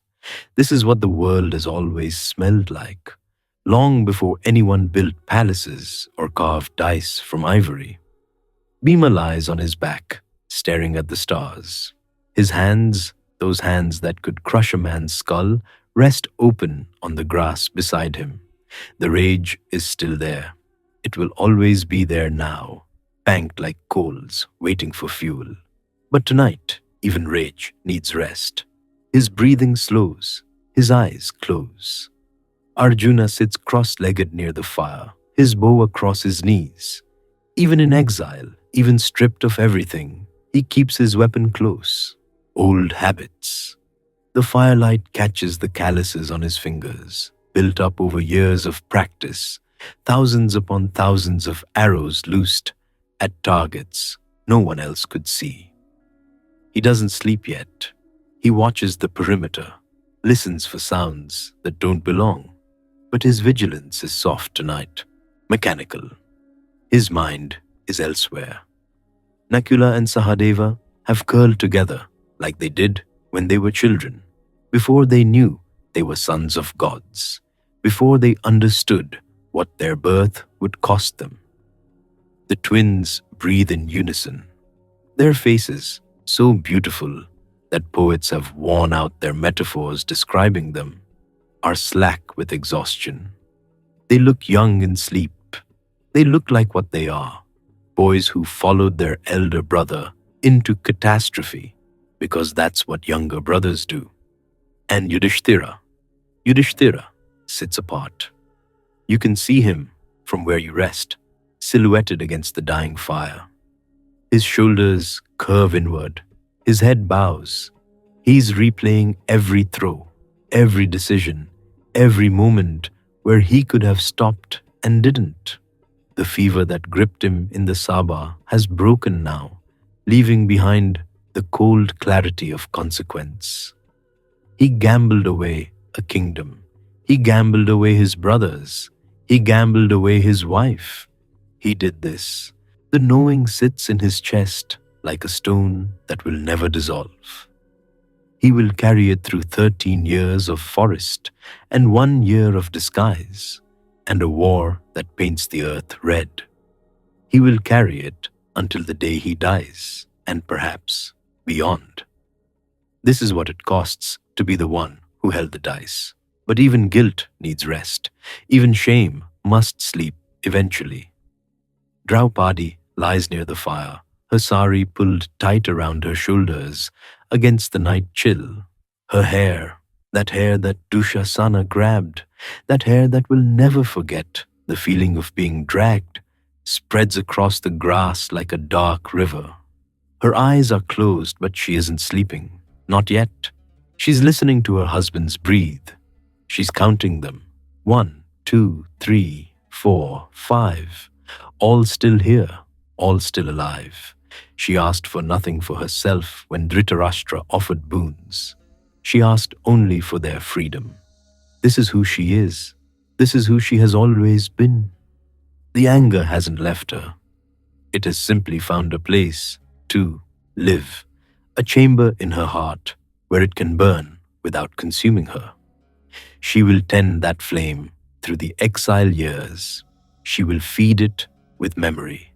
And when the time comes, when the war drums finally sound, she will watch it blaze into something that reshapes the world. But not tonight. Tonight, she lets herself feel the grass beneath her, the warmth of the fire on her face, the presence of the men who love her imperfectly but completely. Tonight, she breathes. The stream nearby murmurs its endless song, water over stone, the same sound it made before the Pandavas were born, the same sound it will make long after everyone in this story has returned to the elements that made them. The stream doesn't know about dice games or humiliation or the complex machinery of revenge.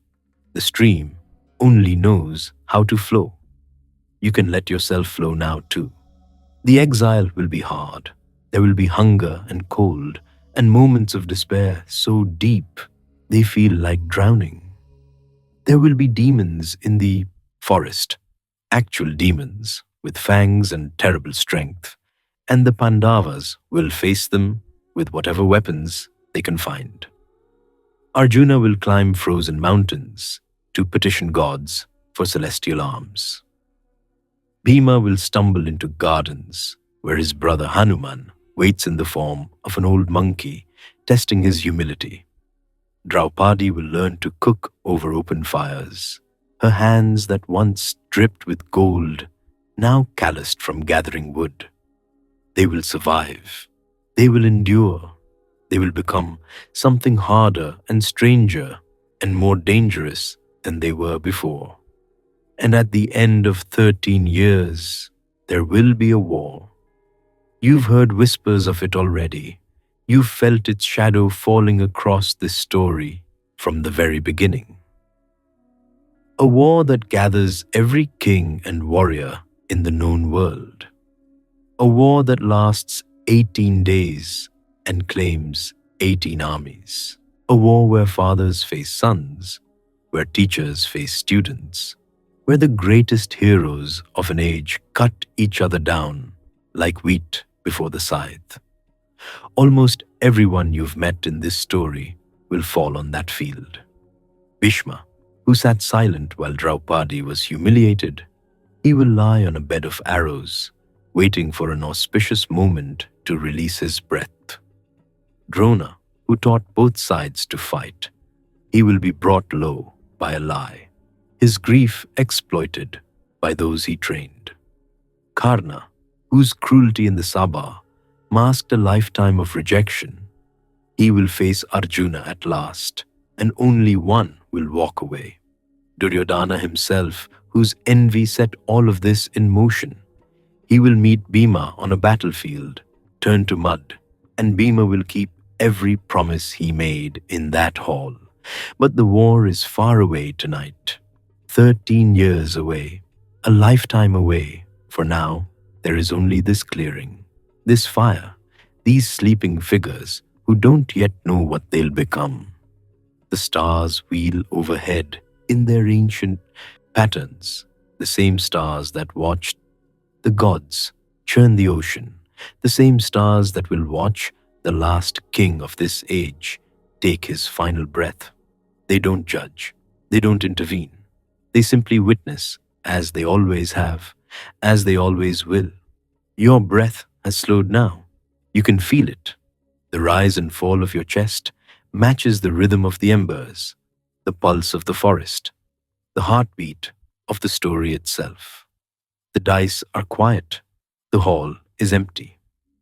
Somewhere, in the space between waking and sleep, you can almost hear the Ganga flowing, that great river that carries everything eventually, kings and beggars alike, pride and humiliation, victory and defeat.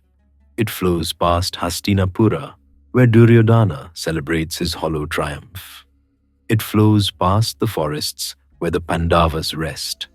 It flows through time itself, connecting every moment of this story to every moment that came before and every moment still to come. Let it carry you now. Let the current take you where you need to go. The story will be here when you wake. It has waited thousands of years already. It can wait a little longer. Rest now. The forest holds you. The night is kind, and somewhere in the darkness, the Pandavas are dreaming of a kingdom they'll build again from ashes, a kingdom of justice, of dharma restored, of wrongs finally made right. But that's a story for another night. For now, just this: the crackle of embers, the whisper of leaves, the slow deepening of breath.